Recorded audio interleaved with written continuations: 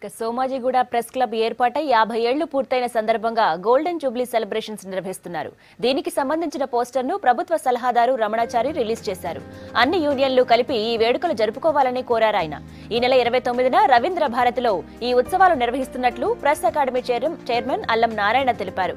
ఐఎన్పీఆర్ commissioner గా బాధ్యతలు చేపట్టిన తర్వాత గోల్డెన్ జూబ్లీ సెలబ్రేషన్స్ రావడం సంతోషంగా ఉందని అన్నారు నవీన్ మిఠల్.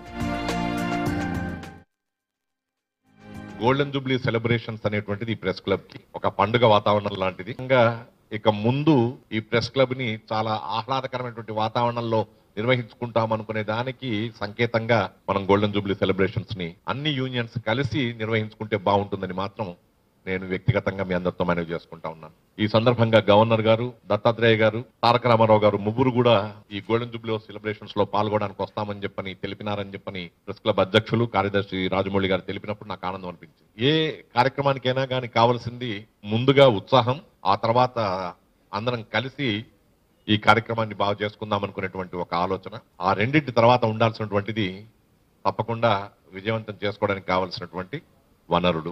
వ్యవస్థల్ని సాధించడం ఎంత కష్టమో ఇప్పుడు అర్థమవుతున్నది. ఇప్పుడు ఏదన్నా ఒక ఇన్స్టిట్యూషన్ లేకపోతే ఒక వ్యవస్థ చివరికి ఒక కార్డో సాధించడం.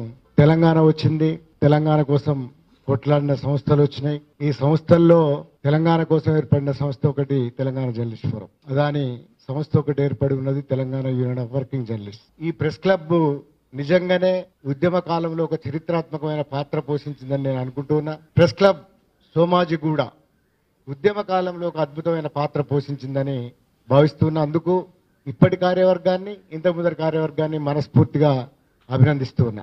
ప్రెస్ క్లబ్లు ప్రధానంగా కుటుంబ కేంద్రకంగా ఉన్నప్పుడు ఇంకింత విజయవంతమయ్యే అవకాశం ఉంది. ప్రెస్ క్లబ్ కి గోల్డెన్ జూబ్లీ ఈ నెలలో జరగటం నాది కూడా ఒక అదృష్టంగా భావిస్తున్నాను. జాయిన్ అయ్యి డిపార్ట్మెంట్ లో ఒక 10-12 రోజే అయింది.